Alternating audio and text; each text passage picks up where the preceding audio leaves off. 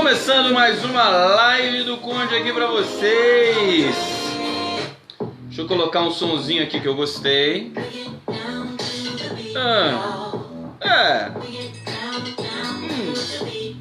Não sei. Vamos ver esse aqui. É um Soul Music. Soul Music. Tem gente aí? Tem gente aí? Vamos chegando aqui então pra live do Conde. Sim, vamos falar de Lula. Vamos falar da decisão do Marco Aurélio. Exatamente isso que vocês estão pensando.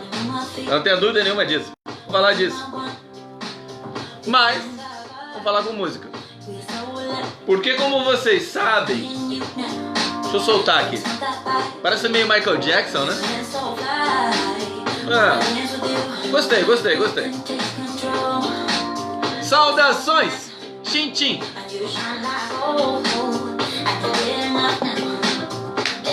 Vamos no gás.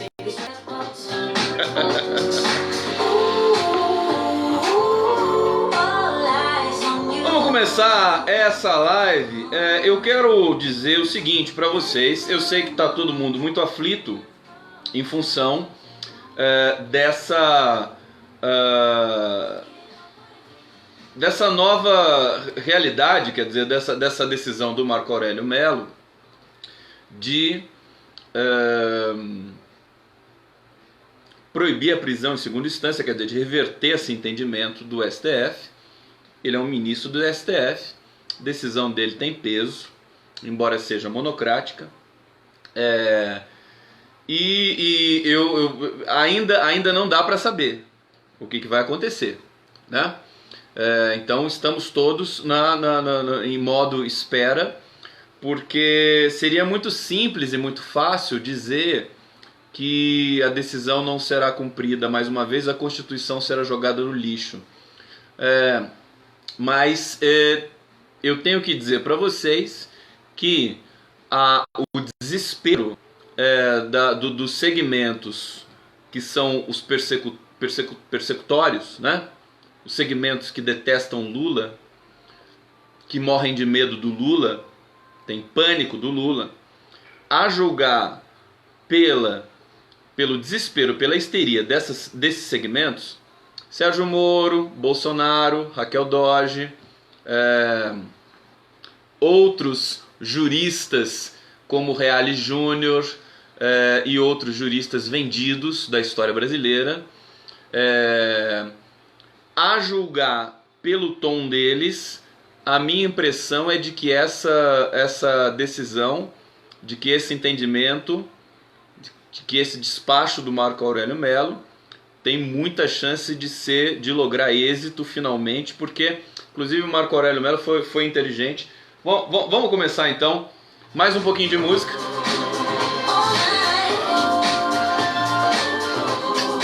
Cadê o meu coraçãozinho? Cadê? Bom, então vamos falar disso. Vamos tentar analisar friamente, tecnicamente, na medida do possível, na medida do meu alcance aqui com vocês. Se vocês tiverem informações quentes para me dar aí também, agradeço muitíssimo se vocês comentarem, compartilhem a live, divulguem o máximo que vocês puderem. Nós estamos no momento, hoje é um momento quente, um momento muito tenso, voltou 19 de dezembro, né, de 2018, voltou a ficar aquecido com essa decisão do Marco Aurélio Mello. Quero começar dizendo que vocês sabem, né, que eu já disse várias vezes aqui, saudações, beijo para todos vocês, Marilda Jardim, Ana de Lapina. A Ana de Lapina dizendo assim, acabou sua tristeza, o Lula vai passar o Natal com a família. Eu tô louco pra fumar um charuto com o Lula logo, né? Pra fazer uma caipirinha de língua da Pérsia. Tô realmente, hoje falei com o Raduan, tô na fissura. Na fissura de encontrar o cara logo pra gente celebrar a vida, né? A vida, a liberdade, a verdade, celebrar tudo que foi construído no país e tudo que nós ainda vamos construir. Realmente muito desejo de encontrar, de estar perto, de abraçar, e isso mais cedo ou mais tarde vai acontecer, pode ser mais cedo do que mais tarde, antes do que a gente espera. Eu sempre digo aqui para vocês que o meu ministro do STF preferido, né? Tem essa coisa, né? Tem o seu ministro preferido. O meu ministro preferido é o Marco Aurélio Mello, porque o Marco Aurélio Mello tem senso de humor.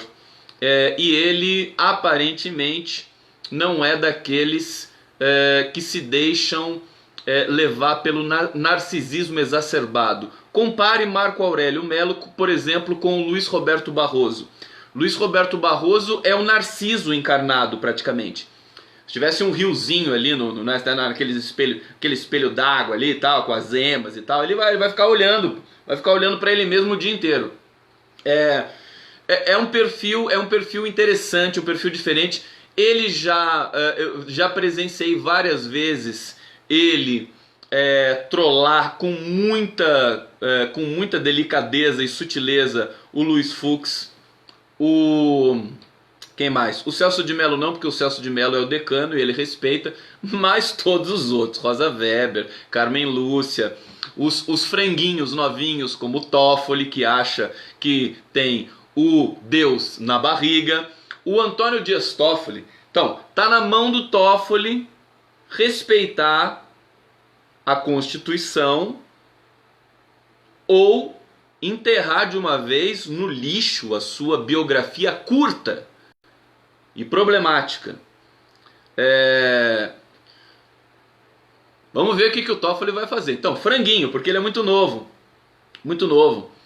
Eu fico pensando aqui, muita gente gosta de criticar depois, mas o Lula que deu a vaga pro Toffoli. Meu querido, quando você descobrir como é que funciona a política, vem falar comigo. Né? Se você não sabe como é que se dão as nomeações do Supremo Tribunal Federal, não fica falando assim do Lula, da Dilma, do FHC, aliás, que vocês nunca realmente falam, né? Porque o pessoal adora criticar a Dilma e o Lula por eles terem nomeado alguns ministros do STF, que são esses ministros que estão lá hoje, fazendo essa lambança toda com a justiça brasileira. O problema, meus caros, é que essa é uma visão terrivelmente, exageradamente, furiosamente simplista e simplória, né? Acho que a gente podia virar essa página do simplismo analítico, que é muito induzido pelas mídias tradicionais, que não gostam que o seu leitor pense, né? A Globo News, a Globo, a Folha, o Estadão, a Veja, detesta que o seu leitor raciocine, use a cabeça para formular hipóteses a respeito de certas questões da democracia e da estrutura da governança brasileira. É por isso, por exemplo, dentre muitas outras coisas, que a Procuradoria Pública e que o Poder Judiciário, de maneira geral, ignora totalmente como funciona o regime de nomeações para as estatais, para o regime de nomeações e indicações para o próprio STF ou outros órgãos federais, né? O presidente da República não é dono do país, e é isso que o Bolsonaro está vendo agora. Aliás, o Dirceu falou uma coisa muito importante hoje. Ele disse que a cadeira de presidente queima, e ela vai queimar o Bolsonaro, evidentemente, todo mundo está vendo isso. O Zé Dirceu foi na mesma direção que eu tenho ido aqui nos últimos dias, sem querer, evidentemente. Acho que eu fui na direção dele, né? Porque eu sou pequenininho e o Zé Dirceu é o Zé Dirceu. Mas nós estamos na mesma direção de leitura do que espera o bolsonarismo nesses próximos meses aí. O Zé Dirceu sabe como funciona. E assim, saber como funciona não é você ser um cara pragmático pura e simplesmente. Essa é tautológico. Saber como funciona é saber como funciona. Nós temos uma democracia de coalizão. Então, os indicados para a Petrobras, para a nossa Caixa, para o Banco do Brasil, para todos os órgãos, para as agências reguladoras, passam pelo crivo político. Não tem como escapar disso. Ninguém vai escapar disso. Bolsonaro não vai escapar disso. Você critica tanto, se um dia fosse participar de algum governo, não vai escapar disso também. Entendeu? Então é muita hipocrisia, é muito higienismo discursivo de você se safar e se livrar de todo o processo que é terrível. O processo de governança pública não é fácil, tem que ter vocação realmente. Evidentemente a gente tem esse momento, essa cultura corrupta colonial, escravocrata, atrasada, da nossa elite atrasada, a elite mais violenta e atrasada do mundo, que eu estou incluindo aqui a classe média e os nossos empresários, né? É gente atrasada. Claro que você tem exceções, mas se depender desses caras, o Brasil voltaria a 1500. É escravidão na veia. Eles gostam disso, né? Não, deixam claro isso, o dono da Riachuelo, o carinha lá da Havan, o outro carinha, não sei, da Centauro, é gente que gosta de emprego precarizado, de não pagar direito nenhum e simplesmente aumentar o seu lucro. Só que isso é aumentar o lucro, aumentar os seus ganhos. Isso é uma burrice tão grande, porque nos governos Lula eles ganharam muito mais. Então, antes de eu quero fazer uma análise também estrutural de governo, de memória, porque hoje eu publiquei um artigo no Brasil 247 justamente falando disso, falando um pouco de como a força do Lula, a força do modo do Lula enxergar o país, ela ainda é muito presente, né? Ela não cede, a força do Lula não cede. É até curioso, porque logo que eu publiquei o artigo, saiu essa decisão do Marco Aurélio. E aí a gente pode analisar a seguinte coisa. Por que as pessoas estão histéricas? Por quê? Por que o Dallagnol já chamou uma coletiva para ficar lá, né, naquela habitual histeria que ele tem, né? Com aquela vozinha fina que ele tem, também igual a do Moro. Chamou porque o Lula está implicado nisso, né? Prisão em segunda instância, ninguém está se lixando para isso no país. Vocês acham que a classe média brasileira está ligando para o conceito, para a questão de ordem conceitual da prisão em segunda, do direito de quem não teve o trânsito em julgado ainda com permanecer em liberdade? Você acha? Eles nem sabem o que é isso. Nem sabem o que é isso. Ninguém estaria ligando. As próprias editocracias dos jornais brasileiros estaria pouco se lixando para essa questão. Seria uma questão transversal, periférica. A questão de um despacho do ministro Marco Aurélio Mello a respeito da possibilidade, do direito de quem ainda não foi transitado em julgado, tá? Em uma condenação, permanecer em liberdade, porque isso é a presunção de inocência, que é o preceito máximo da Constituição Federal. É simplesmente fazer valer a Constituição Federal. O Lula está preso há 8 meses ilegalmente. Tá certo? Evidentemente, é esse volume de ilegalidades que deixa a gente muito vacinado e muito cético com relação a uma nova rodada, digamos assim, de luta pela liberdade real de Lula, um pouco antes do Natal.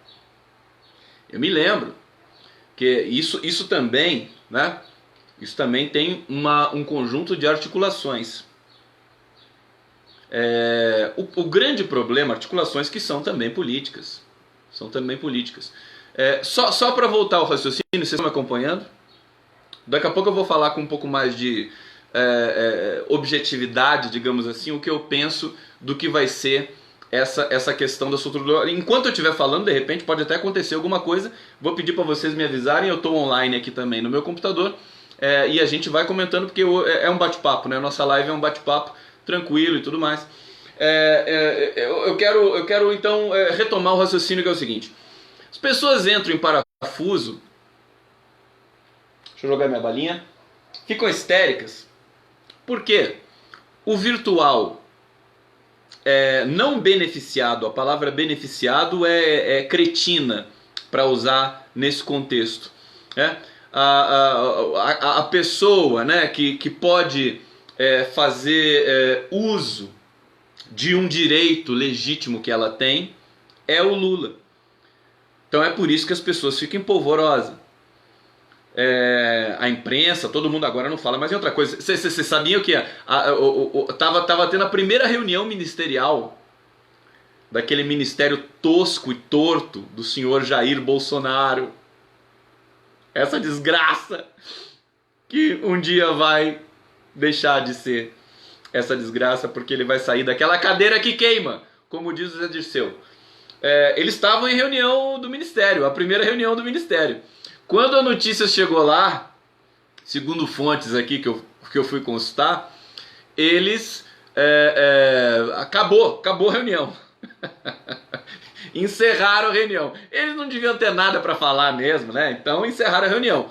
E aí, com direito a piti do Moro e a piti do Bolsonaro, né? O Moro parece que ficou lá histérico, né? Relatos, tá? Relatos. Vi na Globo News um trechinho da matéria do Marcos Lozecan, e ele descreveu uma cena assim, claro que não com esse histrionismo do Conde, mas o Moro ficou insano quando recebeu a notícia lá. E o meu termômetro para entender se essa resolução do Marco Aurélio vai valer ou não, é justamente a histeria desses caras. Quer dizer, o Bolsonaro e o Moro estão nervosos, porque hoje é dia 19 de dezembro, cara. Ninguém tá muito mais afim de ficar redigindo petição. Último dia útil do STF, agora só plantão. A própria PGR e tudo mais, Brasília já esvaziando, né? Por isso que o Marco Aurélio Mello foi muito esperto. Ele sabia que, né, as pessoas estão furiosas com o Marco Aurélio Mello, porque fizeram todo mundo... Ele fez com que todo mundo ficasse em Brasília. Mais um dia, 2, 3, sabe-se lá quantos. Porque causa um alvoroço, porque é o Lula que está implicado nessa questão. É o Lula que está implicado. Marco Aurélio Mello falou, eu fiz valer a Constituição Federal. Eu não posso me submeter a um Supremo que não respeita a Constituição Federal. Portanto, eu fiz valer o meu direito como ministro, que ele tem o direito de como ministro, de despachar uma medida acauteladora, se não me engano, que tem um sentido específico, de cumprimento imediato. Então, tem coisas que nós não estamos sabendo direito em função, fotocada de mestre, Ana Flock está dizendo aqui. Nós não estamos sabendo direito em função da precariedade da cobertura da imprensa tradicional, enviesada, preconceituosa, em pânico, né? A Globo News está em pânico. Assisti um pedacinho porque precisava acompanhar alguns momentos dessa decisão para ver, inclusive, como é que eles estão lidando com esse tipo de realidade. Eles já estão mobilizando os juristas, os magistrados que são contra o Marco Aurélio Mello para ficarem ali arrotando teoria de quinta categoria nos programas da Globo News. Veja, a Globo, ela pode, por exemplo, ter partido para cima do Bolsonaro com a questão do Fabrício Queiroz, que aliás hoje não foi depor, e eu vou falar um pouquinho disso também. Mas ela continua sendo a Globo que detesta o Lula, que não entende o Lula, que tem inveja do Lula, que encarna a elite classe média brasileira, que não suporta o sucesso, a inteligência e o amor que o Lula exala. É muita inveja. É uma coisa, veja, o desespero da população brasileira com relação ao Lula é de ordem política, social e sexual. É um acúmulo tão grande de traumas, recalques, né? Sabe, é uma coisa que extravasa realmente e merece aí vários ensaios na linha da psicanálise e da análise de psicologia de massa, porque é um sentimento que essa população frustrada brasileira tem pelo Lula, que é uma coisa impressionante. Isso está nesse meu artigo que está publicado hoje na Roma 247. Convido todos vocês a lerem. Porque eu consegui, de uma certa maneira, enunciar ali um certo padrão do modo Lula de ver o Brasil, de conceber o Brasil, de conceber a sociedade brasileira, e que extrapola a mera visão de uma esquerda progressista. O Lula é muito mais do que isso. Permitam-me dizer que o Lula é mais do que uma esquerda. Eu acho que nesse artigo eu discuto um pouco isso, né? as significações de esquerda e direita. Não é que a esquerda e a direita deixaram de existir, como muita gente já cansou de falar por aí e tal, justamente as pessoas direitistas e tal, ou esquerdistas recalcados também, né? Mas as sociedades, os sentidos políticos, eles são dinâmicos, eles mudam ao longo do tempo, tá certo? Então, a gente usa a esquerda para definir o grupo político que se aglutinou em torno do Lula e fundou o PT, na falta de uma palavra melhor. Na verdade, eles são um passo além da esquerda, que é justamente a proposta que eu estou tentando fazer política para uma compreensão melhor, uma compreensão, digamos, diferente no mínimo, para o jogo político que se anuncia nas próximas décadas. Eu acho que nós temos que ter uma postura diferente, nós temos que reinventar a relação com o Estado, porque a gente chegou num momento de saturação tanto dessa esquerda clássica, vamos dizer assim, quanto dessa direita ultra neoliberal que caminha para o suicídio generalizado. Quer dizer, uma direita que no poder vai gerar desemprego, pobreza, violência, falta de soberania, enfim, hostilização, né? Muito hostil com todos os segmentos da sociedade, liberais. Na verdade, eles são antiliberais, eles se dizem liberais, mas não são liberais. Nós já vimos aqui, porque os liberais, eles defendem os direitos civis das pessoas. Liberal é isso. Em grande medida, um liberal deveria estar do lado do Marco Aurélio Melo. Então não tem nada de liberal aí nessa história, não é nem ultraliberal, eles são fascistas mesmo, né? É gente assim extremista, fundamentalista. Acho que a palavra certa para o que está acontecendo no Brasil, ó, tem gente aqui que já tá arranhando o que eu tô querendo. Eu tô querendo uma coisa realmente ousada. Nesse sentido, realmente eu sou ambicioso. Eu quero formular uma visão nova, trazendo aquilo que foi muito bem executado, muito bem projetado e programado no passado, que foram os governos Lula, mas nós precisamos renomear esse protocolo. Nós precisamos trazer esse protocolo para o presente, atualizá-lo, porque nós chegamos num ponto de saturação. Então, só para complementar a questão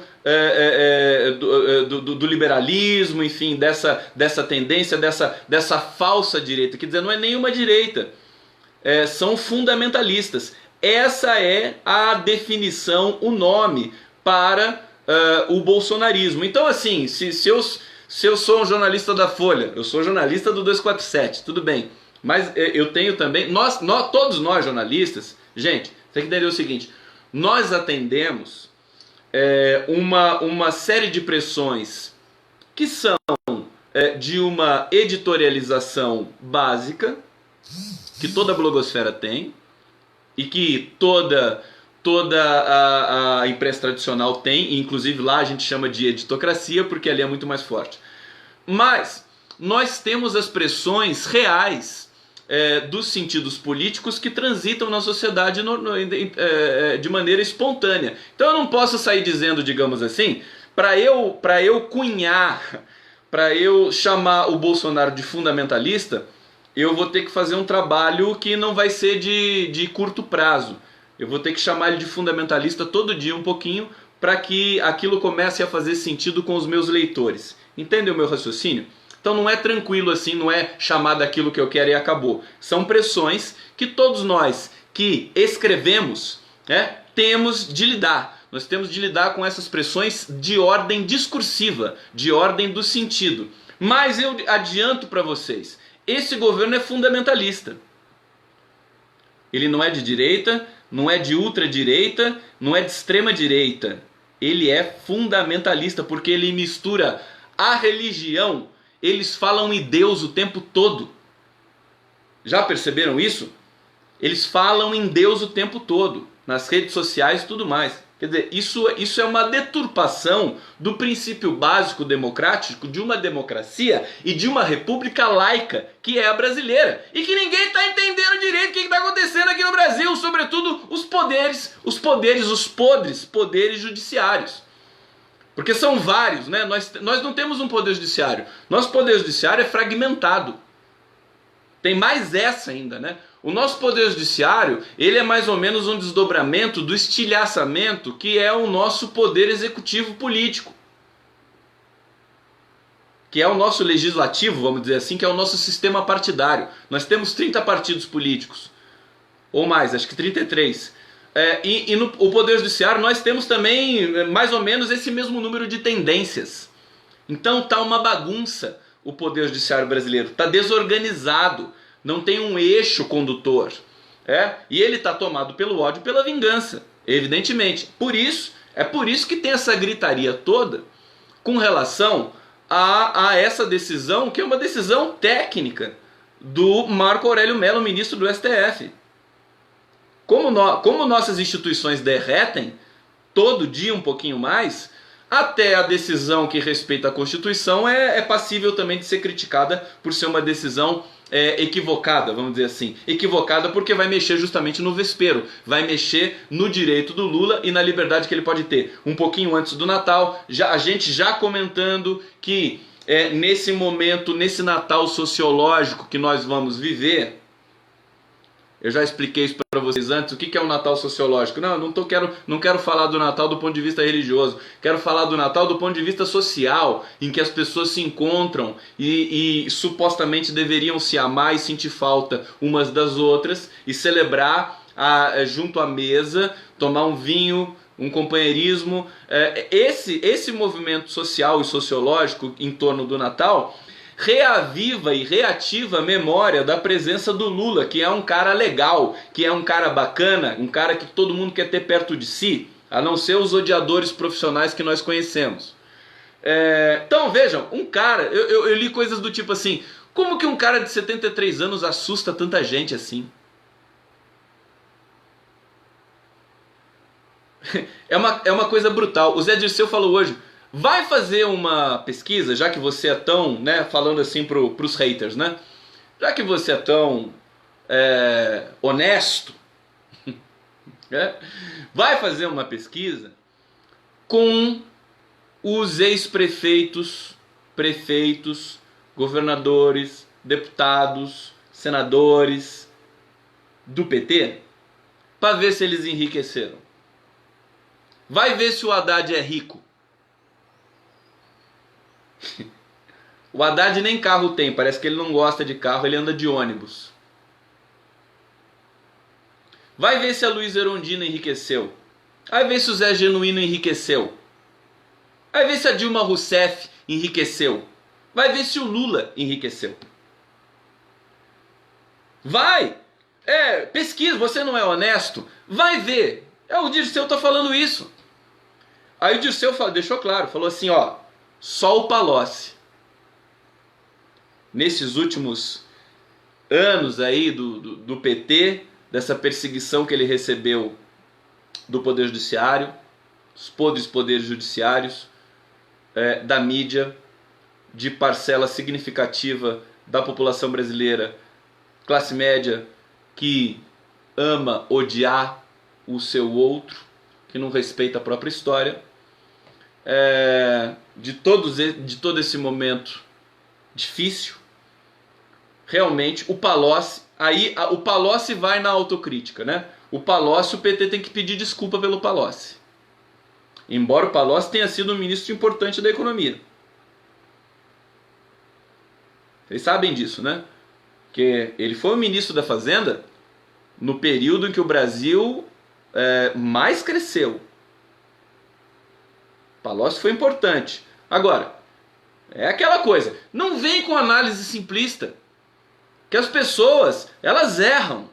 As pessoas acertam, as pessoas seguem até um certo ponto, até o ponto delas de caráter, que elas têm, digamos assim, lastro para isso, e eventualmente elas podem fraquejar, como o nosso querido Bolsonaro já fraquejou tantas vezes, né?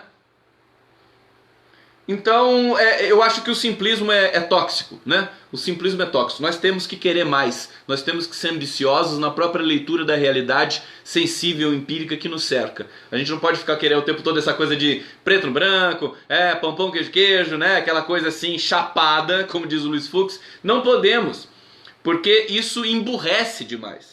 Né? O debate político, a possibilidade do debate político é justamente para a gente não ser simplista e não ser simplório.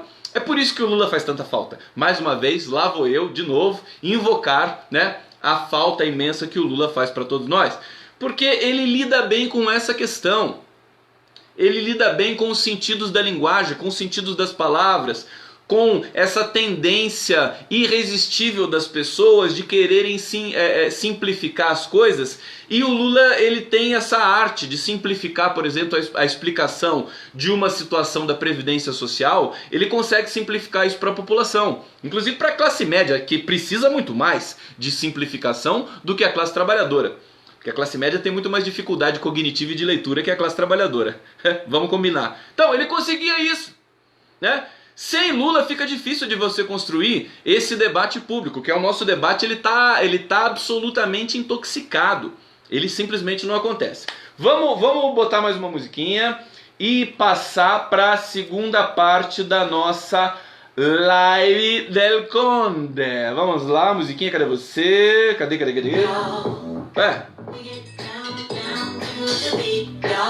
Tudo bem? Ninguém solta a mão de ninguém, dá a mão. Dá a mão pro Conde aqui, ó. Cadê a mãozinha? Cadê o coraçãozinho?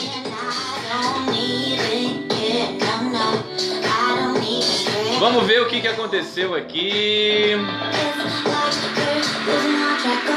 Bom, nada ainda no horizonte. A Folha de São Paulo ainda está com a manchete que ela subiu agora há pouco. Marco Aurélio determina a soltura de presos após segunda instância, o que inclui Lula. Você vê que eles só pensam no Lula, né?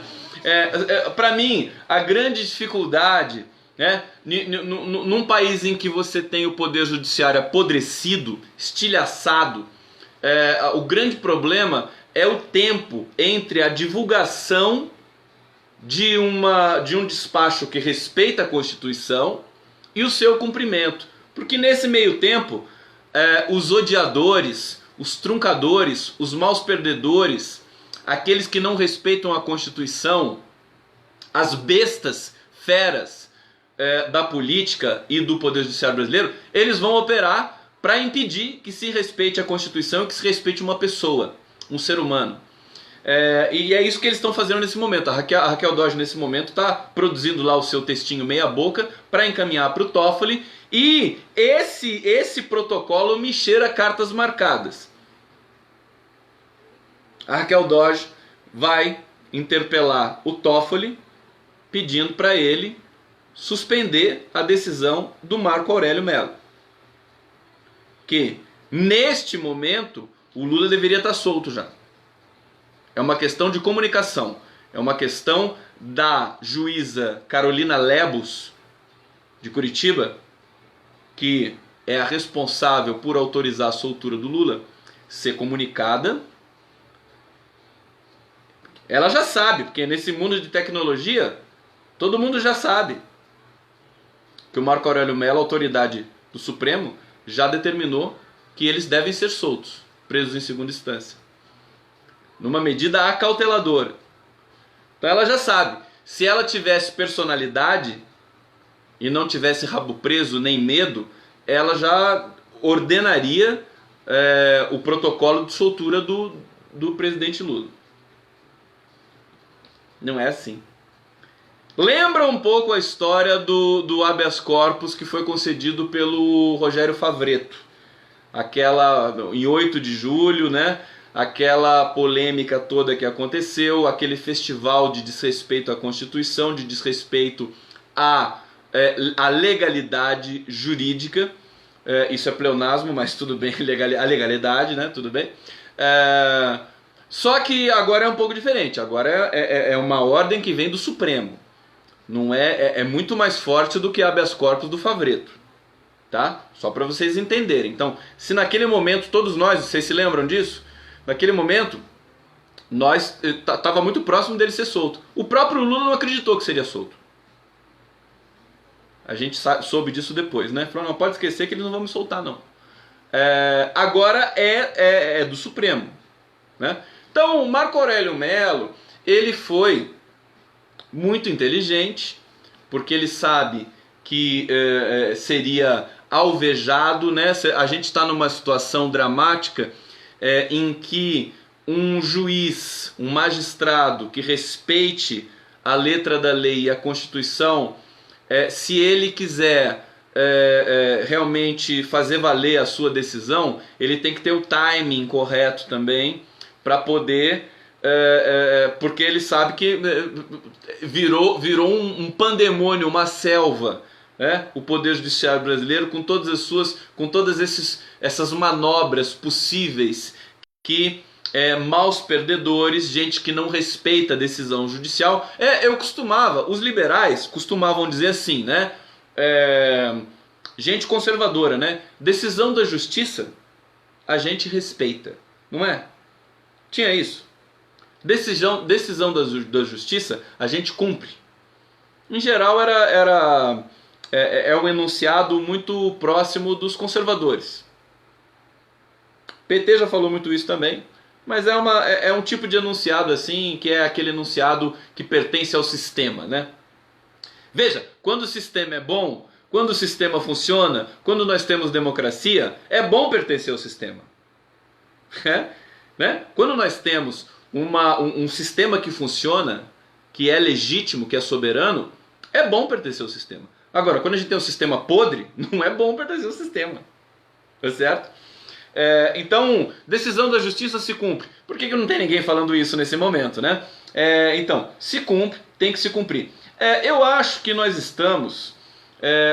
o Brasil... Deixa eu tomar um gole aqui do meu cafezinho. Dá licença. Só um golinho. Cadê a musiquinha mais um pouquinho aqui? Porque o Conde já está enrolando vocês.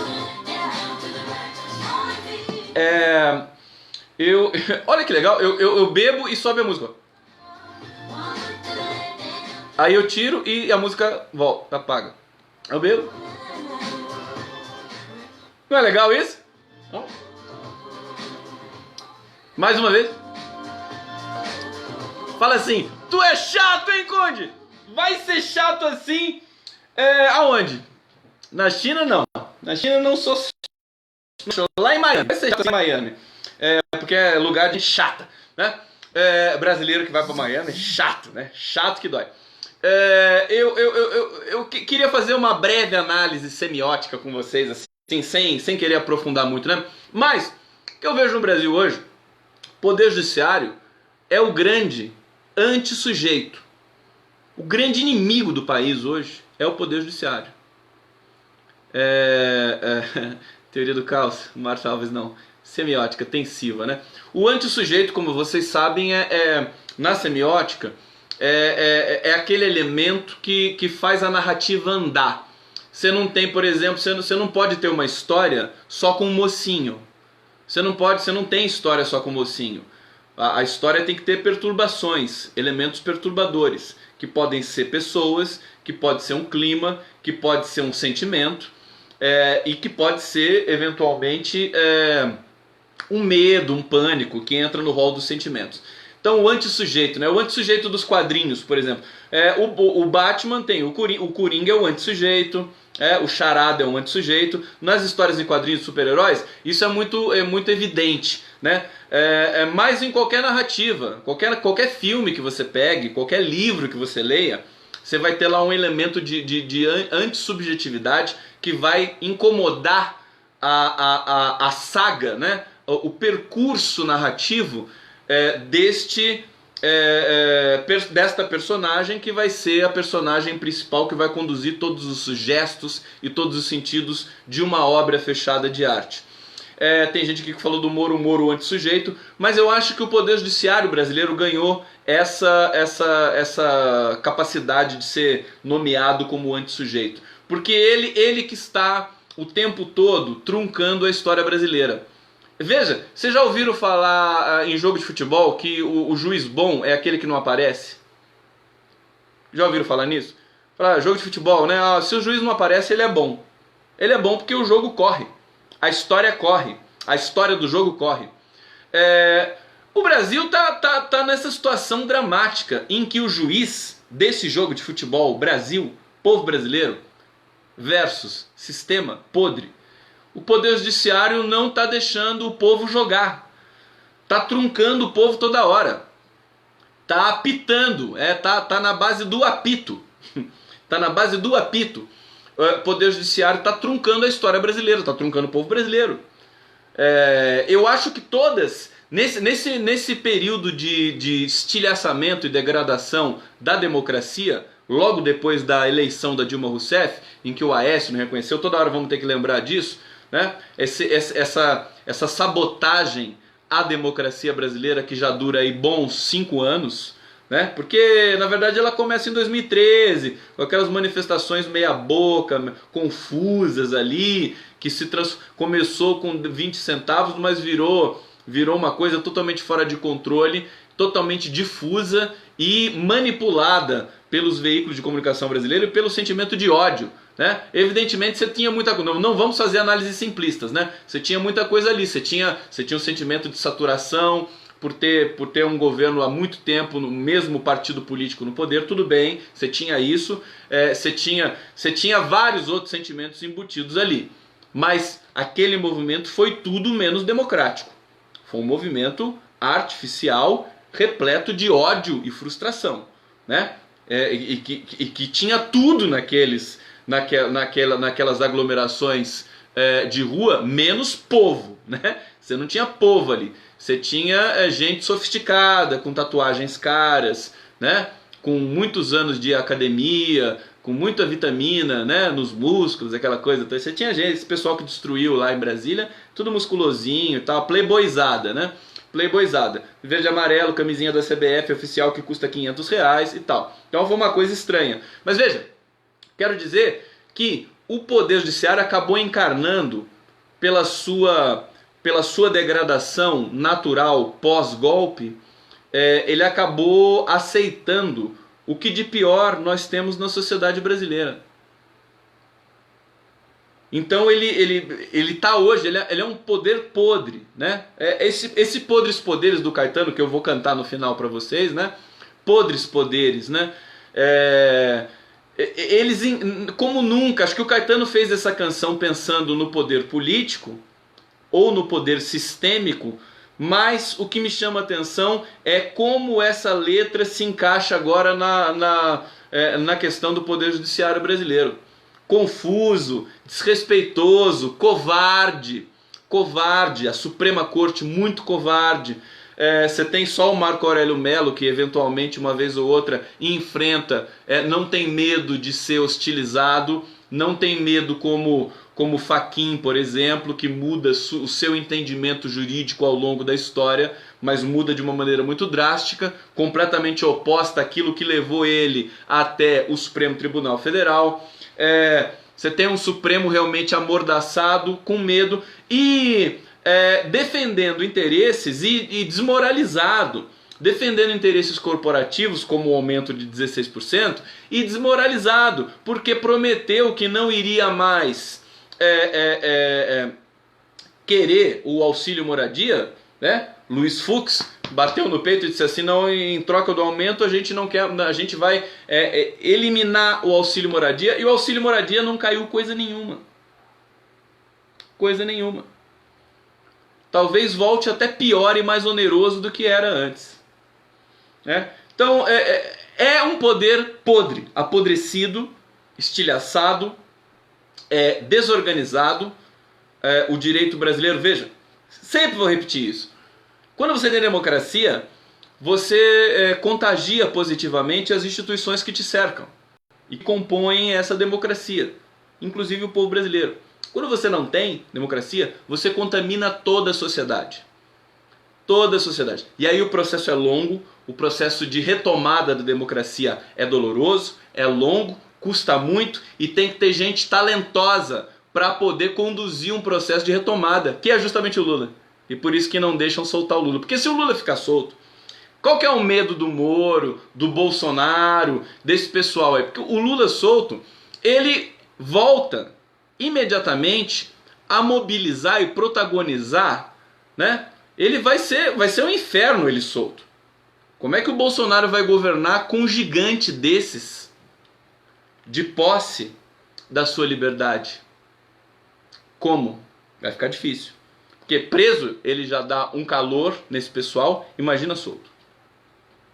Tá? Então é uma situação, eu não quero, e agora eu vou dizer assim concretamente, né? Não quero criar expectativas. Deixa eu ver aqui se saiu alguma notícia nova a respeito da soltura do Lula.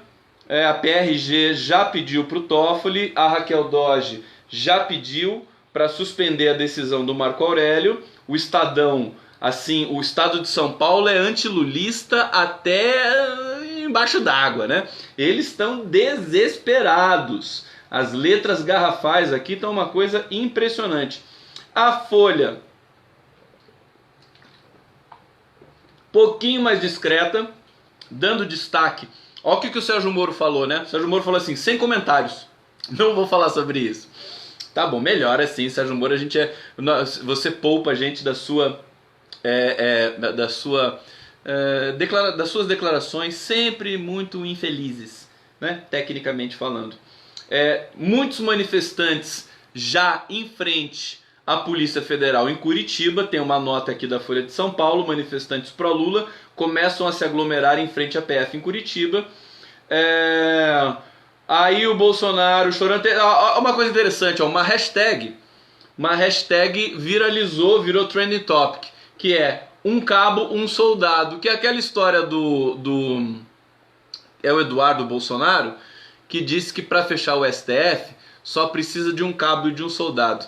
Então, a massa de soldadinhos de chumbo, burrinhos, né? Hoje não tem bolsonarista aqui, porque hoje o título da minha live não atraiu nenhum animal desses. Mas eles estão celebrando e eles estão querendo fechar o STF. Olha só a diferença. Eu acho isso muito pedagógico, né? A esquerda, o progressismo, nós, jornalistas pela democracia, grupo do qual tenho a honra de ser membro, dentro do Brasil 247, nós lutamos pela liberdade. Nós não queremos sufocar. Eu não quero que a Folha de São Paulo acabe, embora eu brinque às vezes assim que eles estão em estado falimentar e tudo mais, mas eu não tô querendo que seja extinta. Eu tô prevendo problemas, porque os jornais, os veículos, eles têm que se adequar, né? Tanto faz plural ou singular. Eles têm que se adequar a uma nova realidade da produção de informação. Isso é um ponto.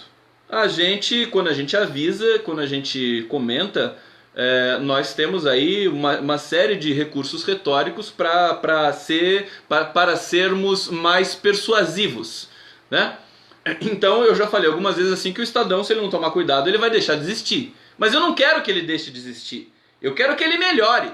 Eu quero que ele produza um jornalismo com mais qualidade. Afinal de contas, ele tem jornalistas competentes. Eu quero que o Jornal Valor tenha um trabalho mais sério com relação à sua cobertura econômica no Brasil, que não tenha tantos interesses transversalizados na sua dicção. Eu quero que não quero que a Globo já não sei, né? A Globo, desculpa, mas a Globo tinha que acabar. Mas enfim, talvez ela poderia ser repartida, né? Pega um terço, dá para um empresário, outro terço para o povo, outro terço para alguém, né? Só fica na mão daquela família lá, pô. Só na mão da família Marinho é muito acúmulo de grana. Não dá. Essa eu já tenho as minhas restrições. Mas digamos, o Bolsonaro não. Esses fundamentalistas, eles querem eliminar. O Olavo de Carvalho disse que o jornalista é inimigo do povo.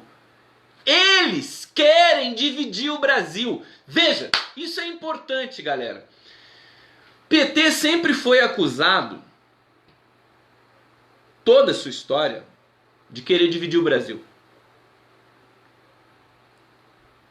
O PT nunca quis dividir absolutamente nada a não ser a riqueza do país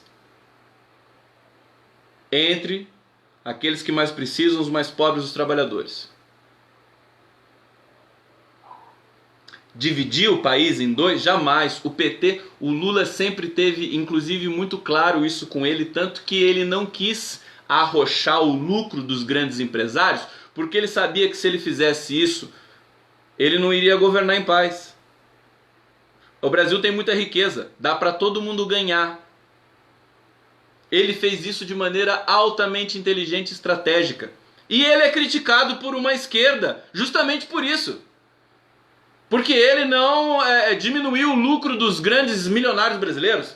Mas, gente, ele não podia fazer isso, porque se ele fizesse isso, ele caía. Ele não conseguiria fazer a revolução que ele fez na base da pirâmide social brasileira. Porque quem tem muito, quando perde um pouquinho, fica violento no Brasil. Quem tem muito e perde um pouquinho, fica violento, trunca o processo e toca o terror. O Lula sabe disso, sabe da psicologia dos segmentos de classe, né, das classes brasileiras. Então, essa articulação que ele constituiu, a maneira dele governar para todo mundo, é uma maneira de não dividir de jeito nenhum o país, de jeito nenhum. Ele não quis dividir nada. Por que o país se dividiu num dado momento, com tanto sucesso de um governo que soube produzir riqueza, estabilidade econômica, aumento de salário, direitos do trabalhador e obras estruturais para o país inteiro, como hidrelétricas, indústria naval, indústrias de engenharia, transposição do São Francisco, uma coisa importantíssima para o Nordeste brasileiro e para o país inteiro. Por que o país começou a se dividir? Por questões de ordem psicológica, né? Quase que sexuais. Porque o topo da pirâmide não admitiu ver a população feliz. É uma coisa terrível isso, é uma coisa profunda que demanda uma análise muito mais detalhada, evidentemente, mas não admitiu o avião, não admitiu pegar avião com pobre, não admitiu o filho da empregada tirar a vaga do filho dela para uma universidade pública brasileira, entendeu? Não admitiu que os desportistas do morro carioca são muito mais competentes, tem muito mais, eles são os cotistas. Olha só, os cotistas têm um rendimento muito maior do que os não cotistas. Pesquisas que saíram agora, tudo isso ficou embaralhado, mas por que os cotistas tinham um rendimento melhor? Porque eles eram mais sérios. Por serem cotistas, eles não faltavam, eles estudavam muito e tiravam notas melhores do que os não cotistas nas faculdades federais. O levantamento foi feito há uns 3 anos atrás e caiu o queixo quando veio esse dado de que os não cotistas tinham um rendimento melhor que os cotistas nas faculdades federais. Então, por aí a gente vê o que tomou conta do Brasil digamos, o PT não conseguiu, mas não foi o PT que estimulou a divisão do país. O PT governou para todo mundo, para todos os segmentos, para todas as prefeituras. Que o governo federal tem uma relação com todos os estados e todas as prefeituras, e o PT foi republicano. Tinha repasse de dinheiro isonômico para governos do PSDB, para governos de oposição, do MDB, de quem quer que fosse, porque o PT pensa na governança e no trabalhador, que está submetido a outros governos executivos abaixo do governo federal. Deixa eu ver se saiu alguma notícia aqui sobre o Lula e sobre a soltura. Toffoli derruba a decisão que abria caminho para soltar Lula. Então acabou de sair aqui. Então agora vocês já ficam sabendo. Vamos ver se a Folha de São Paulo já repercutiu. O Estadão está dando que o Toffoli derrubou a decisão de Marco Aurélio Mello. Vamos ver se o meu site 247 querido já também. Toffoli derruba a decisão e mantém Lula preso. Evidentemente, eu disse que não queria alimentar esperança. Lamentável, no final da nossa live a gente tem a confirmação disso.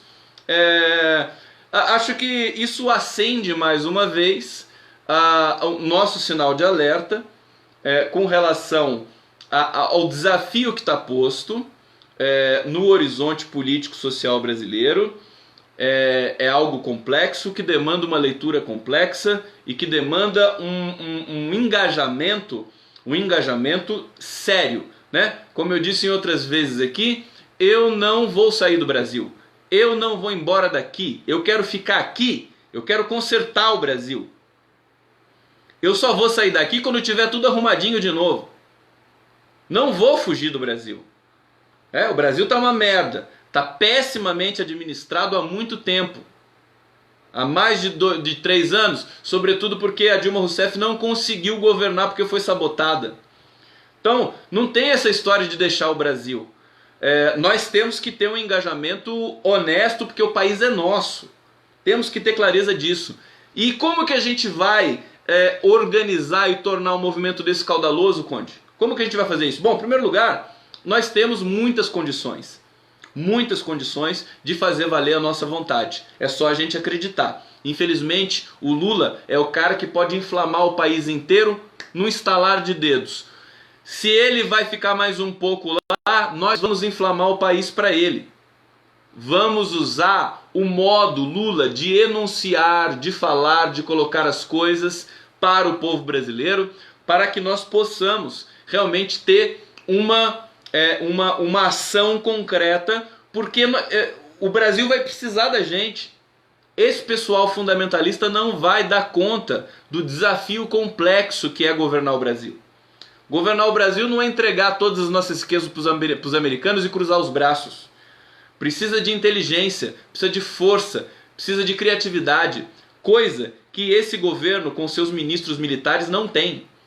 É um governo com 10 ministros militares, nem a ditadura militar, que foi assassina e incompetente, teve tantos ministros militares assim. Eu quero faço questão de destacar aqui, a ditadura militar brasileira foi assassina, não foi só assassina, ela foi incompetente também, né? Ela atrasou o desenvolvimento do Brasil em 20 anos.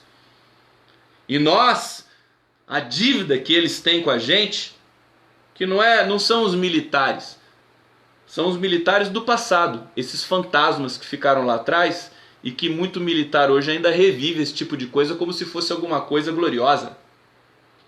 Então a sociedade brasileira não pode deixar. Essa interpretação é tóxica, essa interpretação é mentirosa.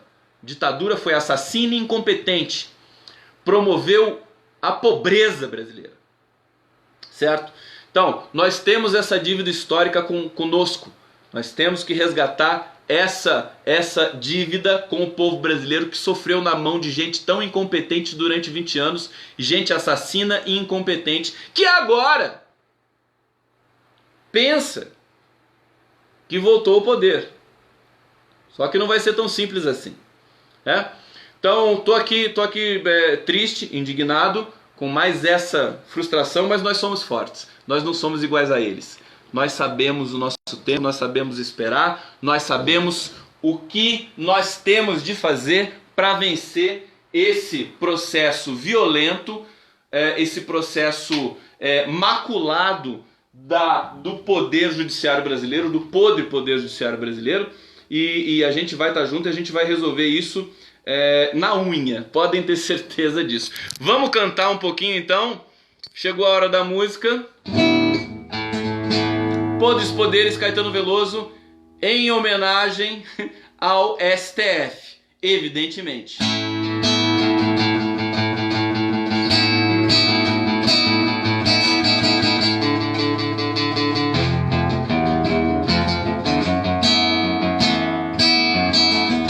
Quantos homens exercem seus podres poderes? Motos e fuscas avançam, sinais vermelhos e pedem os verdes. Somos uns boçais. Querer gritar 700 mil vezes como são lindos os burgueses e os japoneses, mas tudo é muito mais.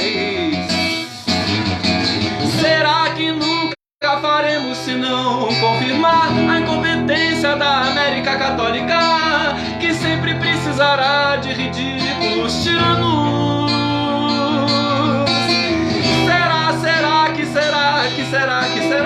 Será que essa minha estúpida retórica terá que soar, terá que se ouvir por mais 1000 anos?